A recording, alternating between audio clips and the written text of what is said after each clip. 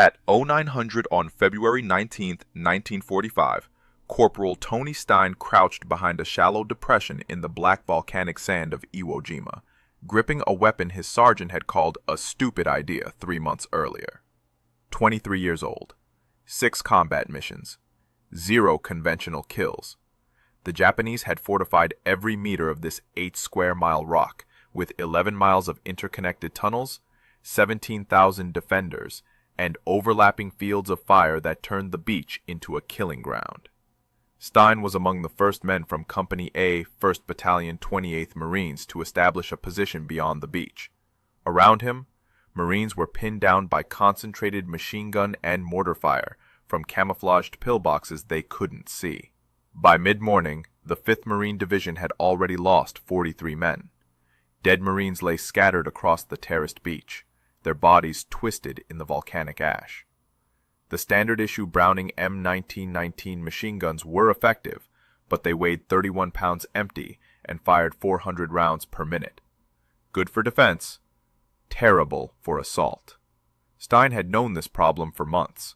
Back in November 1944, at Camp Tarawa in Hawaii, he had watched machine gun crews struggle during training exercises. The gunners couldn't keep up with advancing rifle platoons. They set up, fired, then spent minutes breaking down and moving forward. By then, the momentum was gone. Tony Stein was a toolmaker. Born in Dayton, Ohio to Austrian Jewish immigrants who had fled anti-Semitism in Eastern Europe, he had spent his teenage years working a lathe at Patterson Field, then as a tool and die maker at Delco Products. He understood machines. He understood what they could do and what they couldn't. When he joined the Para-Marines in September 1942, that mechanical mind went with him. On Bougainville, he had killed 5 Japanese snipers in a single day, but it was his ability to modify equipment that caught the attention of Sergeant Mel Grevich. Grevich had been experimenting with something unusual. During the Bougainville campaign in 1943, he had salvaged an AN M2 aircraft machine gun from a crashed Douglas SBD Dauntless dive bomber. The AN M2 was designed for aerial combat. It weighed only 21 pounds, 10 pounds lighter than the M1919. More importantly, it could fire 1,200 to 1,500 rounds per minute, 3 times faster. But there was a problem. The AN M2 had spade grips designed for aircraft mounts. No stock, no sights, no way for a single Marine to carry it and fire accurately while advancing. When Grevich approached Stein in November 1944, the Para-Marines had just been disbanded. Both men had been reassigned to the 28th Marines, 5th Marine Division. They were preparing for an operation the brass wouldn't name yet, but everyone knew it would be ugly. Grevich showed Stein the AN-M2. Stein saw potential. They worked at night in a maintenance shed. Stein cut down an M1 Garand buttstock, hollowing it out to accept the machine gun's buffer tube. He fabricated a solenoid trigger mechanism from sheet metal scraps. Grevich welded a Browning automatic rifle bipod to the front. They added BAR rear sights for aiming. The result was crude, 25 pounds, fed by a 100-round ammunition box, capable of emptying that box in 5 seconds of continuous fire. They called it the Stinger. Stein built 6 of them, 1 for each of Company G's 3 rifle platoons, 1 for the demolition section, 1 for Grevich, and 1 for himself. The reaction from other Marines was mixed. Some called it brilliant, others called it a death trap. One sergeant looked at the improvised weapon and said it would jam on the first burst. Another said the thin barrel would melt after 2 magazines. A platoon commander from 2nd Battalion said only an idiot would carry a plain gun into an infantry fight.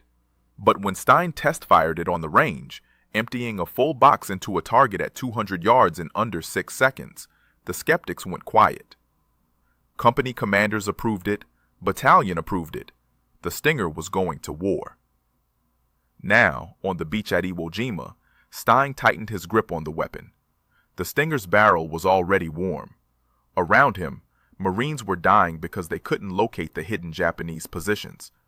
Standard procedure was to call for tanks or naval gunfire, but the tanks were bogged down in the soft volcanic ash, and naval shells couldn't hit what they couldn't see. Stein made a decision. If you want to see how Stein's plane gun performed in the chaos of Iwo Jima, please hit that like button. It helps us share more forgotten stories from the Pacific. Subscribe if you haven't already. Back to Stein. He stood up, fully upright, in the middle of a beach where Japanese machine gunners had overlapping fields of fire. Corporal Tony Stein exposed himself to draw enemy attention. He needed them to reveal their positions. He needed to see the muzzle flashes. Bullets snapped past his head. Mortar rounds detonated in the ash nearby. And then Stein saw it. A pillbox. 75 yards northwest, camouflaged with volcanic rock and sand. The barrel of a Type 92 heavy machine gun protruding just inches. Stein lowered the stinger, aimed, and squeezed the solenoid trigger. The weapon roared to life at 1,200 rounds per minute. The pillbox disintegrated under the torrent of .30 caliber rounds. 1,200 bullets per minute hammered the volcanic rock in sandbags. The Type 92 fell silent. Through the dust and smoke, Stein could see movement inside the position. Then nothing. He shifted his aim to a second pillbox 40 yards to the left. Another burst. 5 seconds of continuous fire. The concrete structure absorbed some rounds, but the volume of fire was overwhelming. The Japanese machine gun crew inside stopped shooting. Around Stein, Marines began to move. Seeing the enemy position suppressed, riflemen advanced from their shallow depressions in the sand. Sergeants shouted orders. The assault was moving again. Stein charged the first pillbox. The Stinger was lighter than the standard M1919, and he could run with it. He reached the position in seconds. Inside, 3 Japanese soldiers lay dead. The 1,200 rounds per minute rate of fire had simply cut through everything. He moved to the second pillbox. Same result. 2 enemy soldiers down. The position destroyed. But then Stein felt the Stinger go light in his hands. The ammunition box was empty. 100 rounds gone in less than 10 seconds of actual trigger time. He had anticipated this problem during training in Hawaii, but experiencing it in combat was different. The Stinger was devastating. It was also impossibly hungry. Stein looked back toward the beach. 200 yards. The ammunition resupply point was near the waterline, where landing craft were still unloading supplies under sporadic mortar fire. He would have to cross open ground, fully exposed, to get more linked .30 caliber ammunition. He started running. The volcanic sand made every step difficult. It wasn't like normal sand. The ash was loose, terraced, and gave way underfoot. Marines called it running through ball bearings. Stein's boots sank 3 inches with each stride. Halfway to the beach, he passed a wounded Marine. Private first class from 2nd Platoon. Shrapnel wound to the left leg. The man was conscious, but couldn't walk. Stein grabbed him, slung him over his shoulder, and kept running. The Marine weighed 160 pounds. The Stinger weighed 25. Stein's combat pack added another 30. He was carrying over 215 pounds through volcanic ash, while Japanese mortars bracketed the beach. He reached the supply point at 09:45. Corpsmen took the wounded Marine. Stein grabbed 4 ammunition boxes, each containing 100 rounds of linked .30 caliber. He stuffed 2 boxes into his pack, carried one in each hand, and turned back toward his platoon's position. The return trip took 3 minutes. Japanese snipers had started targeting Marines moving between the beach and forward positions. Bullets kicked up black ash around Stein's boots. A mortar round detonated 30 yards to his right, throwing volcanic rock and shrapnel. He didn't stop. When he reached Company A's position, his platoon sergeant pointed to a 3rd pillbox.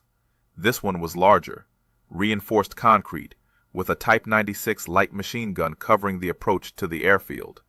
2 previous assaults had failed. 4 Marines were dead in front of it.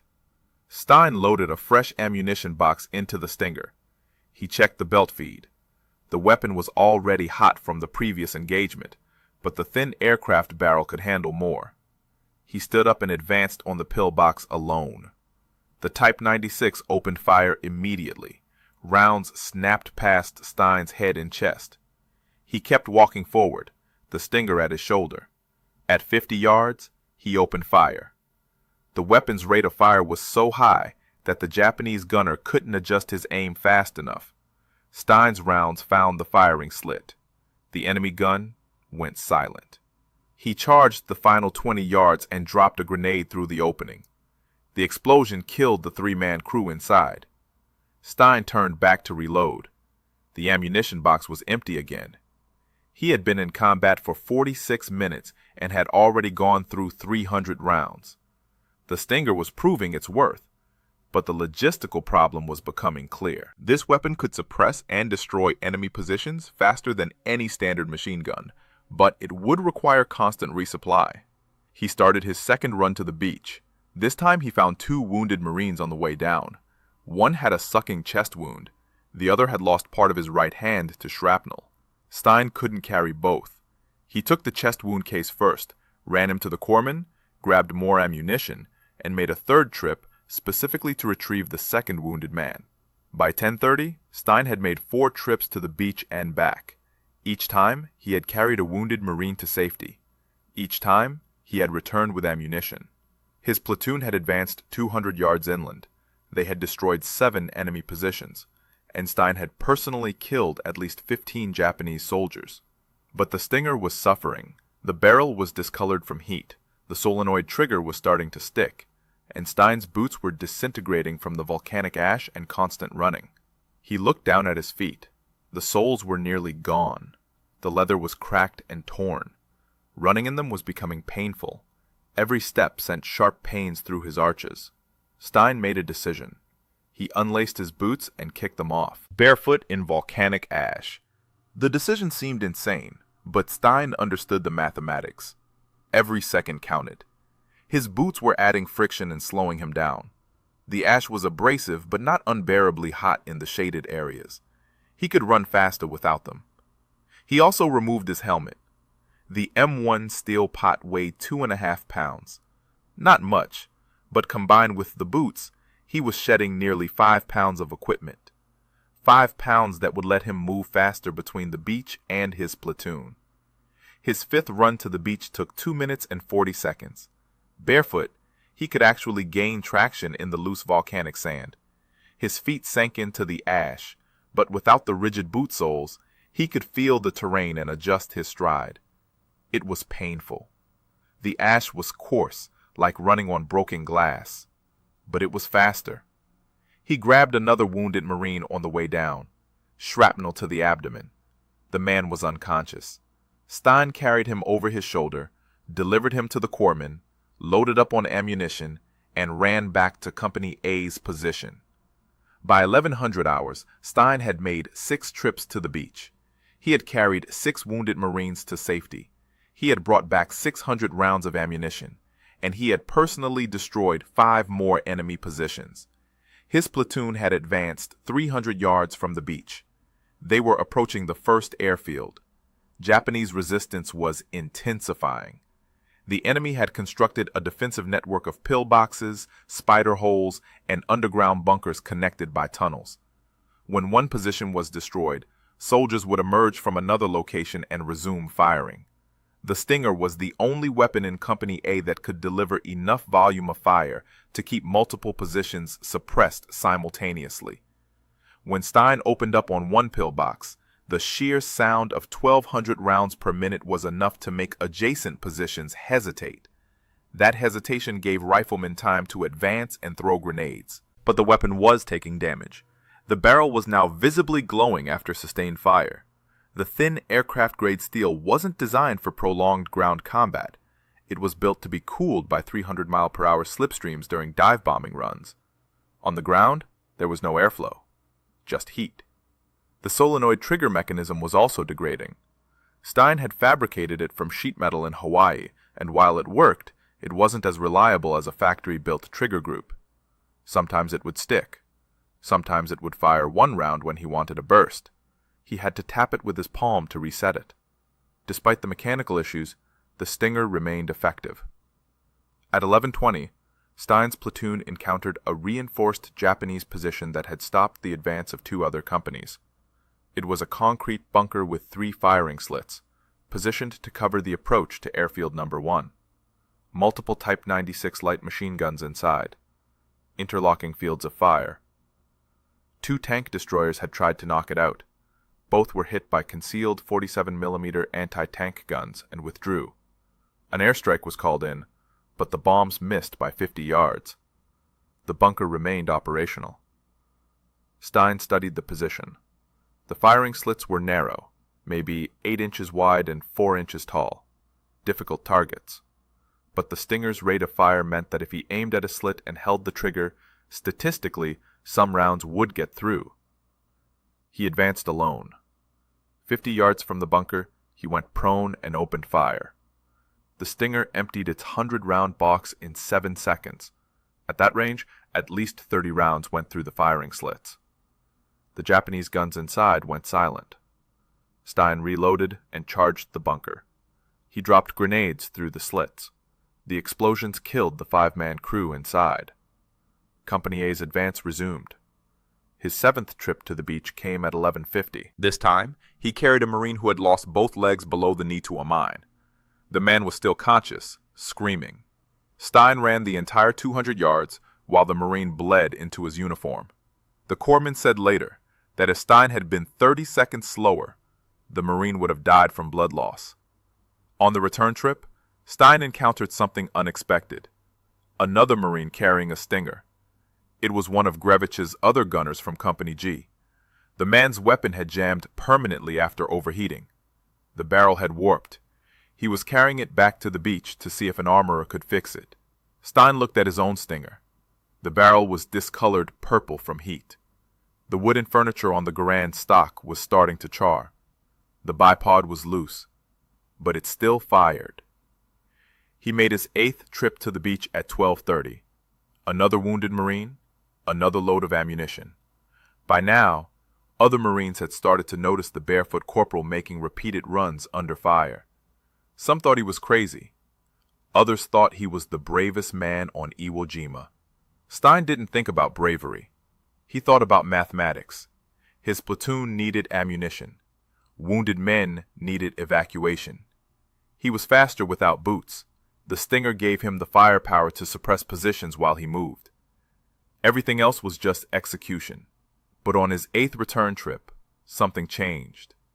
A Japanese sniper had moved into position overlooking the supply route. As Stein ran back toward Company A with 4 ammunition boxes, a round snapped past his head. Close, maybe 6 inches. He dropped flat in the volcanic ash. The Stinger landed beside him. For the first time that day, Tony Stein was pinned down. The sniper was good. Stein couldn't see the position, but the angle of the shot told him it was somewhere on the ridgeline 200 yards east, probably in a spider hole or behind volcanic rock. The Japanese had trained their snipers well, patient, disciplined, willing to wait hours for a single high-value target, and a Marine making repeated trips across open ground was definitely high value. Stein lay motionless for 30 seconds. He controlled his breathing. The sniper would be watching for movement. Any movement. The volcanic ash around Stein's position showed no cover, just flat, open terrain between the beach and the forward positions. Another round cracked overhead. The sniper was firing at where Stein had been, not where he was. That meant the shooter hadn't acquired his exact location yet. Stein had maybe 10 seconds before the sniper adjusted. He rolled left, grabbed the Stinger, and came up running. Not toward his platoon, toward the sniper. The mathematics were simple. Running perpendicular to the sniper's line of sight would make him a harder target than running away. And if he could close the distance, the Stinger's rate of fire would overwhelm a bolt-action rifle. 3 more shots. All misses. Stein was sprinting now, barefoot through the volcanic ash, the Stinger in his hands, ammunition boxes bouncing in his pack. At 150 yards, he saw movement. A figure in a spider hole partially concealed by volcanic rock. Stein dropped to one knee and opened fire. The Stinger roared. 1,200 rounds per minute shredded the rock and surrounding terrain. The sniper's position disintegrated. When the ammunition box ran empty, there was no return fire. Stein reloaded and approached the position carefully. The sniper was dead. The Type 97 rifle lay beside him. Stein took the rifle's telescopic sight and continued toward Company A. When he reached his platoon at 1300 hours, the situation had deteriorated. Company A had been pinned down by a complex of fortifications that included at least 8 pillboxes arranged in a semicircle. Interlocking fields of fire. Any Marine who stood up was immediately engaged by multiple positions. The company had taken 12 casualties in the past 20 minutes trying to advance. The company commander had called for tank support, but the M4 Shermans were still bogged down near the beach. The volcanic ash was too soft. The tanks kept throwing tracks or getting stuck. Artillery support was limited because forward observers couldn't get clear lines of sight to the enemy positions. Stein moved to the forwardmost position and assessed the situation. The 8 pillboxes formed an arc about 100 yards ahead. Japanese soldiers were also moving through trenches connecting the positions. It wasn't just static defense. It was a coordinated system. The Stinger's advantage was volume of fire. Stein calculated that if he could suppress multiple positions simultaneously, riflemen could advance under that suppression, but it would require exposing himself again. He stood up and opened fire on the leftmost pillbox. 5-second burst, 100 rounds. The position went silent. He shifted aim to the next pillbox. Another burst. Silence. He was methodically working his way across the arc, suppressing each position in sequence. Japanese soldiers in the trenches began firing at him. Type 99 rifles, Type 96 light machine guns. Rounds kicked up ash around his feet. One bullet struck the Stinger's barrel with a metallic clang. The weapon kept firing. Stein emptied his ammunition box and dropped flat to reload. While he reloaded, riflemen from Company A advanced 50 yards. When Stein stood up and resumed firing, they advanced another 50 yards. The coordination was instinctive. No orders needed. The Marines understood that when the Stinger was firing, they could move. By 1330, Company A had broken through the defensive arc. 5 of the 8 pillboxes were destroyed. The other 3 were abandoned. 17 Japanese soldiers were confirmed dead. Company A had lost 3 more Marines, but the advance continued. Stein's Stinger was now critically damaged. The barrel was bent slightly from the bullet strike. The bipod had broken off completely. The Garand stock was charred black. But it still fired. At 1345, during the assault on the 6th pillbox, something happened that Stein had trained for but hoped would never occur. He was firing a sustained burst when a Japanese Type 96 machine gun scored a direct hit on the Stinger. The impact was violent. The weapon was ripped from Stein's hands and thrown 6 feet backward into the volcanic ash. Stein dove for cover behind a low ridge of rock. He was now unarmed. The Stinger lay in open ground between his position and the active enemy pillbox. Japanese soldiers had seen it fall. They knew he was disarmed. They were waiting for him to try to retrieve it. Stein looked at the weapon lying in the ash. The barrel was smoking. He could see that the belt feed mechanism was damaged. Even if he retrieved it, the Stinger might not fire. But he had carried that weapon through 8 trips to the beach. He had used it to destroy more than 15 enemy positions. It had kept his platoon alive. Stein prepared to run into the open and retrieve it. He sprinted into the open. The Japanese machine gun opened fire immediately. Rounds snapped past his head and torso. Stein ran in a zigzag pattern, making himself a harder target. 3 seconds to reach the Stinger. He grabbed it, rolled behind another ridge, and checked the weapon. The belt feed was jammed. A round had struck the feed mechanism and bent the guide rails. Stein pulled out the damaged belt, cleared the jam with his fingers, and loaded a fresh ammunition box. The weapon fed correctly. He test-fired a 3-round burst. It worked.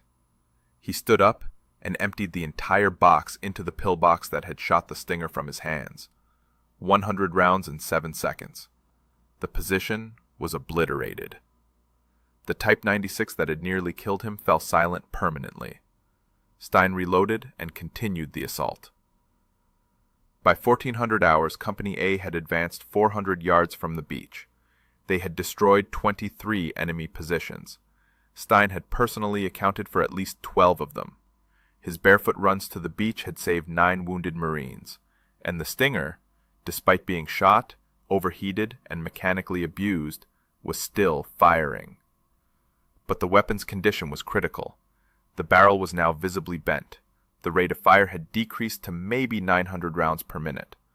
The solenoid trigger was firing in bursts of 3 to 5 rounds even when Stein wanted continuous fire, and the wooden stock was so charred that it was starting to crumble. At 14:30, during an assault on a fortified trench system, the Stinger was hit again. This time, a Type 99 rifle round struck the receiver. The impact knocked the weapon from Stein's hands for the second time. It landed 10 feet away in a shell crater. Stein was now completely exposed. No cover, no weapon. Japanese soldiers in the trench were firing at him with rifles and grenades. He could see at least 6 enemy combatants. He ran for the Stinger. A grenade exploded 5 yards behind him, throwing volcanic ash and shrapnel. Fragments hit his left leg and back.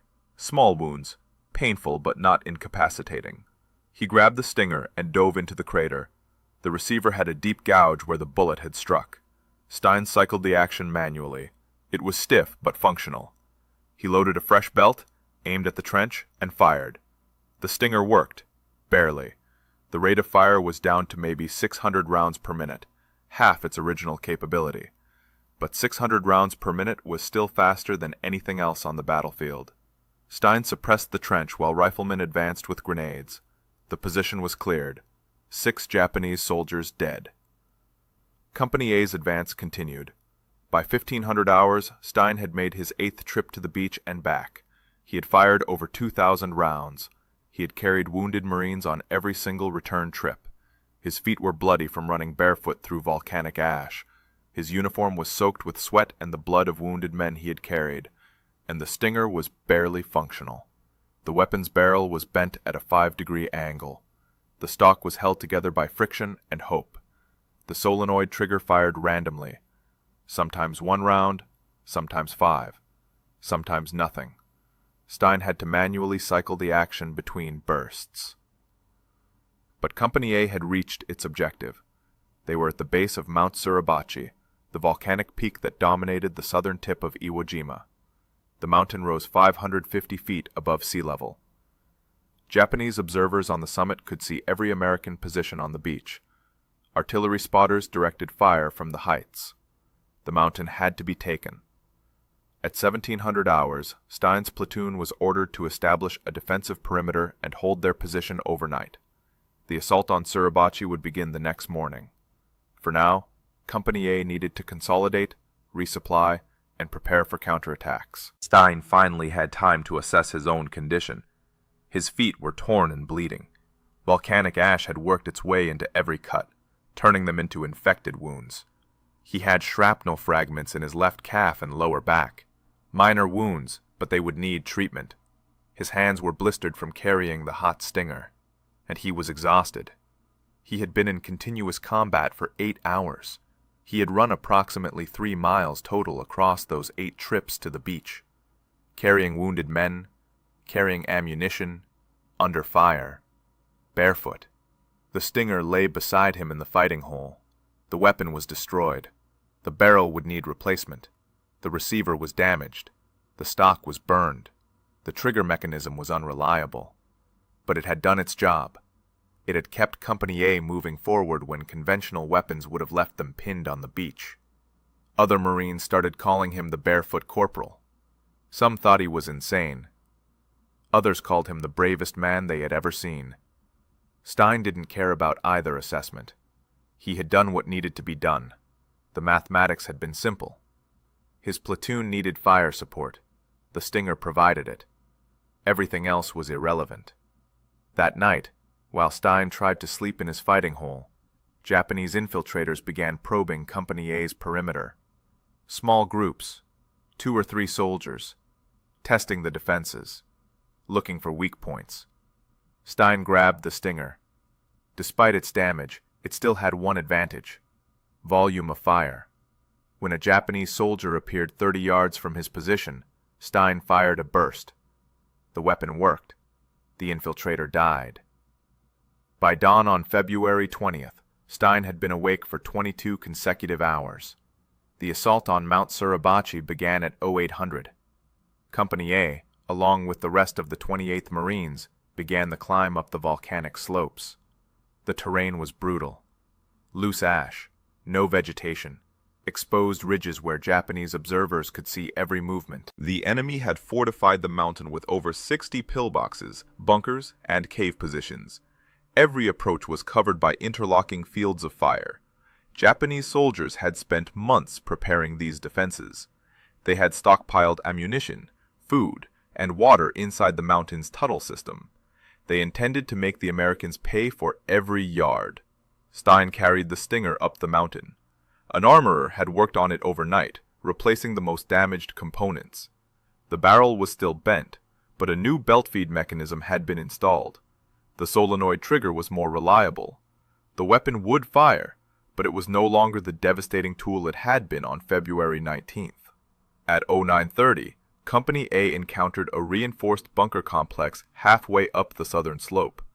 4 concrete bunkers connected by trenches, multiple machine gun positions, mortar crews firing from concealed pits.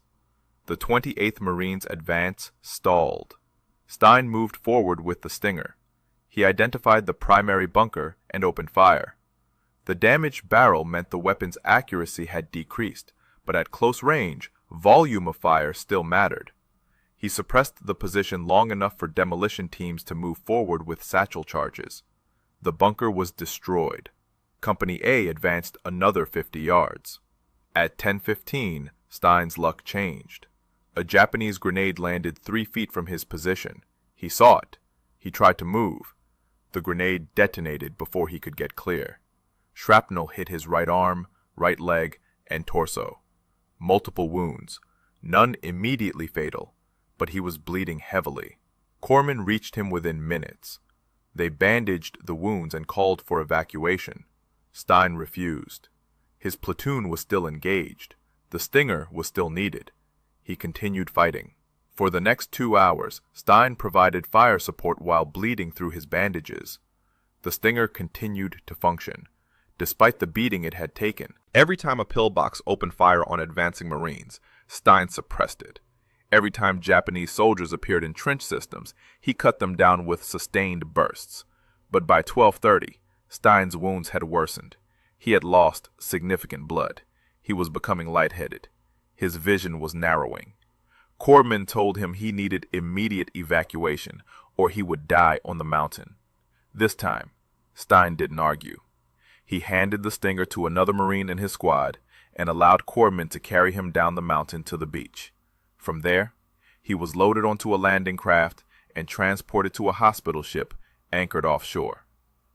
On February 21st, while Stein recovered on the hospital ship, the 28th Marines continued their assault on Mount Suribachi. The fighting was savage. Every cave had to be cleared with flamethrowers and explosives. Every trench had to be taken in close combat. Japanese soldiers fought to the death rather than surrender.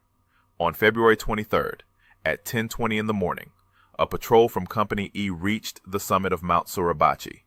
They raised a small American flag. Photographer Joe Rosenthal captured the moment. Later that afternoon, a larger flag was raised. Rosenthal photographed that too. The image became the most iconic photograph of the Pacific War. Stein was not present for the flag raising. He was on the hospital ship, receiving treatment for his wounds. Doctors removed shrapnel from his arm, leg, and torso. They treated him for blood loss and infection. They told him he would be sent to a rear area hospital in Hawaii, or possibly back to the United States. His war was over. But on February 25th, news reached the hospital ship that hit Stein harder than any grenade. The 5th Marine Division had moved north from Suribachi toward the center of the island. They were assaulting a position designated Hill 362A. The fighting was brutal. The 28th Marines were taking catastrophic casualties. Company A had lost 30% of its strength in 2 days. Stein's platoon sergeant was dead. His squad leader was dead. Marines he had trained with in Hawaii were dying on a nameless hill in the center of Iwo Jima. On February 26th, against medical orders, Tony Stein left the hospital ship. He climbed down into a landing craft returning to the beach. He told the boat crew he had been cleared to return to duty. He had not been cleared. He was AWOL from the hospital ship. But nobody stopped him. He reached the beach at 1400 hours. He found a supply sergeant and requisitioned new boots. His feet were still bandaged, but he could walk. He grabbed an M1 Garand rifle from a supply dump. The Stinger was gone, either destroyed or being used by another Marine. It didn't matter. Stein was going back to his unit.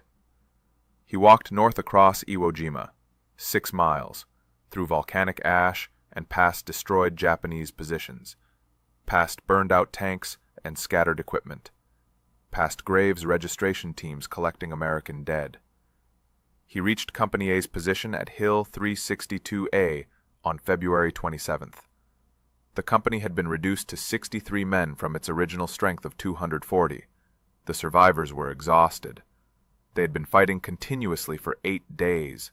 They had no rest, no relief, just endless combat against an enemy that refused to surrender. Stein reported to the company commander. He was put back on the line immediately. Company A needed every rifle. For the next 2 days, Stein fought in the brutal close-quarters combat around Hill 362A. No Stinger, just an M1 Garand and grenades. The fighting was different without the improvised machine gun. Slower, more deliberate. But Stein was still effective. On March 1st, 1945, Company A was tasked with a reconnaissance patrol to locate a complex of Japanese pillboxes that had been harassing the regiment's advance. The patrol consisted of 19 Marines. Corporal Tony Stein was designated assistant patrol leader. Their mission was to move forward approximately 400 yards, locate the enemy positions, and return with actionable intelligence. No assault, just reconnaissance. At 0700 on March 1st, the patrol moved out from Company A's lines. The terrain was volcanic ridges and ravines, perfect for ambush. Japanese soldiers had established concealed positions throughout the area. Snipers, machine gun nests, mortar teams, all hidden in caves and spider holes. The patrol moved slowly. 20 yards, stop, observe, listen. 20 more yards. The Marines knew that Japanese defenders were watching them. The question was when the enemy would open fire. At 0745, the patrol reached a ridgeline overlooking a small valley. Stein moved to the front to get a better view of the terrain ahead. Through the volcanic rock formations, he could see what looked like camouflaged positions, possibly pillboxes, possibly cave entrances. The patrol needed to move closer to confirm. Stein signaled the patrol to advance. He stepped forward, M1 Garand at the ready. His feet, still bandaged from the barefoot runs 8 days earlier, ached with every step. The shrapnel wounds in his right arm and leg had not fully healed, but he moved forward because that was what needed to be done. At 0752, a single shot rang out. The bullet struck Tony Stein in the head. He dropped instantly. The shot had come from a concealed position approximately 200 yards northeast, a spider hole or cave entrance. The patrol couldn't see the shooter. Corpsmen reached Stein within seconds, but there was nothing they could do. The wound was fatal. Corporal Tony Stein, age 23, died on the volcanic ash of Iwo Jima at 0753 on March 1st, 1945. The patrol returned fire toward the suspected sniper position. Marines called in mortar support. The area was saturated with high explosives. Whether the sniper died in the bombardment was never confirmed. Japanese soldiers rarely left bodies where Americans could find them. The patrol completed its mission. They identified the pillbox complex and returned to Company A with the intelligence, but they carried Tony Stein's body back with them. News of Stein's death spread quickly through the 28th Marines. The barefoot corporal who had made 8 trips to the beach on February 19th, the Marine who had refused evacuation after being wounded, the toolmaker from Dayton who had built a weapon from salvaged aircraft parts and used it to destroy more enemy positions than anyone could count. On March 2nd, Stein was buried in the 5th Division Cemetery on Iwo Jima. A simple wooden cross marked his grave, his service number, his rank, his unit.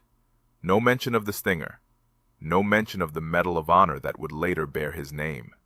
The battle for Iwo Jima continued for another 24 days after Stein's death. The fighting remained brutal. The 28th Marines pushed north, clearing cave complexes and fortified positions. American casualties mounted. By March 26th, when the island was finally declared secure, nearly 7,000 Americans were dead, 20,000 wounded. Japanese casualties were worse. Of the 21,000 defenders, fewer than 1,000 survived. The rest died in their positions or committed suicide rather than surrender. The tunnel systems beneath Iwo Jima became mass graves. But on February 19th, during those first 8 hours of combat, Tony Stein and his improvised weapon had made a difference.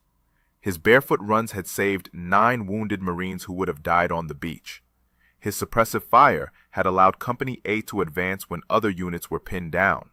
His mechanical ingenuity had given the Marine Corps a weapon that, for one day, changed the tactical equation. The 5 other Stingers built by Mel Grebich and John Little also saw combat on Iwo Jima.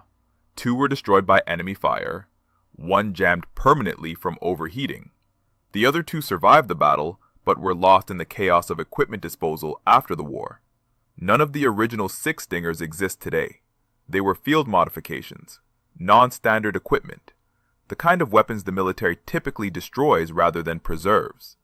But the legend of the Stinger lived on in Marine Corps history. Armorers and mechanics heard the story. The toolmaker from Ohio who salvaged aircraft machine guns and turned them into infantry weapons, who ran barefoot through volcanic ash to keep his platoon supplied, who refused evacuation when wounded, who returned to combat when he should have been on a hospital ship. In May 1945, Lieutenant Colonel Chandler Johnson submitted a recommendation for Tony Stein to receive the Medal of Honor. The recommendation detailed Stein's actions on February 19th, the 8 trips to the beach, the wounded Marines evacuated, the enemy positions destroyed, the barefoot runs under fire. The recommendation was endorsed by every officer in the chain of command: Regiment, Division, Fleet Marine Force, Pacific Command. Everyone who reviewed the after-action reports agreed. Corporal Tony Stein had demonstrated conspicuous gallantry and intrepidity at the risk of his life, above and beyond the call of duty. On February 19, 1946, exactly 1 year after Stein's actions on Iwo Jima, his widow Joan received his Medal of Honor in a ceremony at the Ohio State House. Ohio Governor Frank Lausche presented the medal. Joan Stein stood in his office, overwhelmed by the weight of the decoration and the memories it represented. Tony's mother Rose attended the ceremony, tears streaming down her face. Her son, the Jewish immigrant's child who had dropped out of high school to work as a toolmaker, had received the nation's highest military honor. The Medal of Honor citation read, in part, "The first man of his unit to be on station after hitting the beach in the initial assault, Corporal Stein, armed with a personally improvised aircraft-type weapon, provided rapid covering fire as the remainder of his platoon attempted to move into position. When his comrades were stalled by a concentrated machine gun and mortar barrage, he gallantly stood upright and exposed himself to the enemy's view, thereby drawing the hostile fire to his own person and enabling him to observe the location of the furiously blazing hostile guns. Determined to neutralize the strategically placed weapons, he boldly charged the enemy pillboxes one by one and succeeded in killing 20 of the enemy during the furious single-handed assault." The citation continued for 3 more paragraphs, detailing each of his 8 trips to the beach, the wounded Marines he evacuated, and his refusal to seek medical treatment despite his wounds. It mentioned the personally improvised aircraft-type weapon, but did not use the name Stinger.